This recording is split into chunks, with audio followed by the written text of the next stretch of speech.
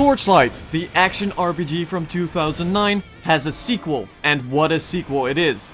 If you ever played the original, you can tell that Runic Games, the creators of Torchlight, pulled out all the stops with this one and improved pretty much all of the flaws. Oh, and if you didn't play Torchlight 1, you'll just think this one is pretty darn awesome.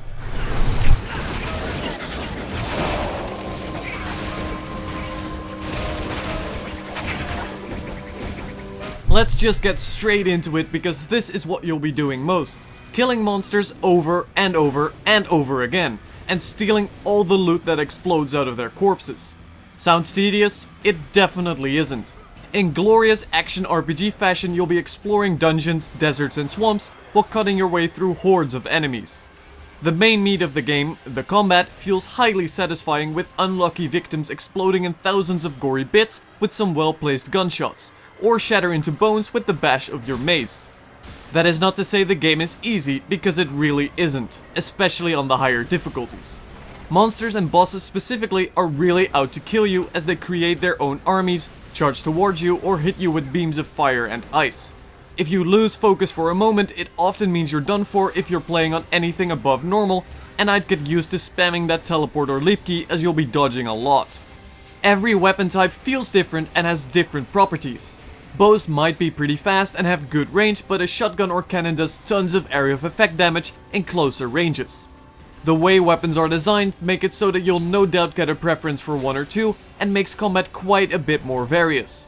In addition, with Torchlight 2's skill system, you can often specialize on a specific type. The skill tree strikes a nice balance between new and old, giving you a lot of abilities to pick from that often gain special properties as you put more points into them, but sometimes are a little bit too stuck in the older ways, giving you certain passives that are absolutely and utterly boring with no interesting aspects to it or even a visual representation. Regardless, as you level up, there are a ton of fancy toys to unlock, and the game really manages to give you a sense of specialization and offers a lot of ways to play the 4 different classes. Whether you turn yourself into a shadow minion summoning pariah, a mage that freezes everything he touches, or into a steam warrior that withstands blow after blow with powerful shields, is completely up to you, and is something you should really consider early on, because every point you spend is something you have to pass up on. However, the combat isn't without flaws.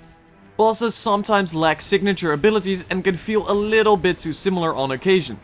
Furthermore, animations in Torchlight 2 can't be cancelled easily, and require you to fully play them out when using any abilities or attacks, deducting from the otherwise fast-paced action and making it a lot more sluggish than it otherwise is.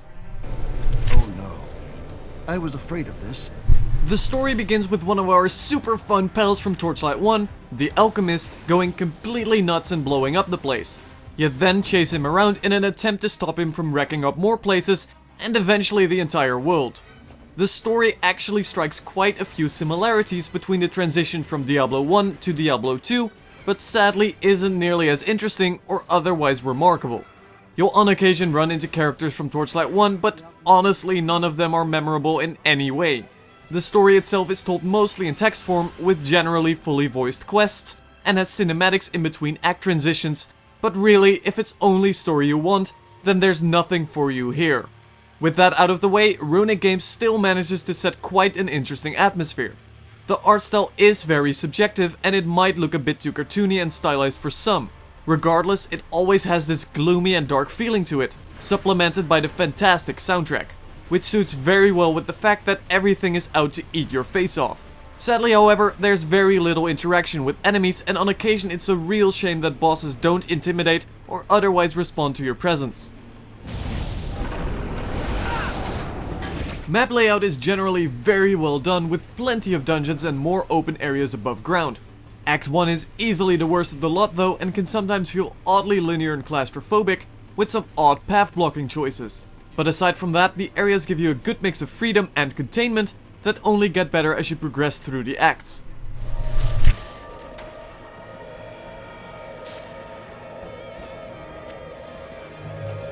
Torchlight 2 continuously provides you with new goals, from simply leveling up your character higher and higher, with new skills, to the other major part of action RPGs, the delightful loot. Money and gear is plentiful, with interesting and exciting rewards being thrown at you from the very start, leaving you always wanting for more of them shiny rares and uniques.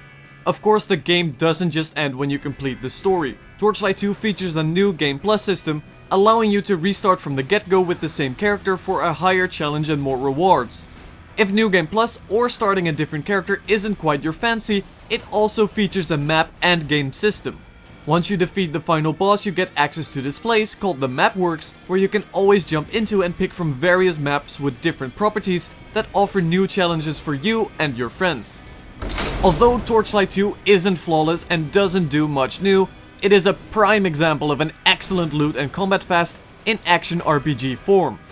Although there isn't much in the form of story, doesn't feature the possibility of ranked online play and leaderboards, the combat and gameplay is superior to pretty much anything out there right now, and if you're even a bit of an ARPG fan, you shouldn't need to think long about picking this one up.